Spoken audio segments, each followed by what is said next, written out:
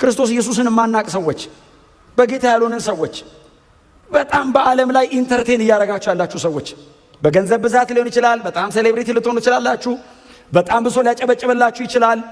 በጌታ ያልሆናችሁ ሰዎች ሰይጣን ሊሰርቅ ሊያርድ ሊያጠፋ ነው የሚመጣው። በፍጹም መጨረሻ ሞት ነው ያለው። ወደ ጌታ ተመለሱ፣ ወደ ኢየሱስ። ከዚህ ውጪ ህይወት የለም። ህይወት ወንጌል ጋር ኢየሱስ ጋር ብቻ ነው። ከዚህ ውጪ ሞት ነው። ህይወት የሚመስል ሞት፣ ደስታ የሚመስል ዘላለማዊ ሐዘን፣ በጣም ጥቂት ክብር ያለበት የሚመስል ዘላለማዊ ሲቃይ።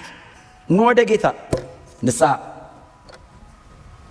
እንመለስ። ከኢየሱስ ውጪ ህይወት የለም። ዓለም ሞት ነው ያለው። ሌባው ሊሰርቅ ሊያርድና ሊያጠፋ ነው። የትም ሰይጣን ይገኝ አልቲሜትሊ ታርጌቱ መግደል ነው።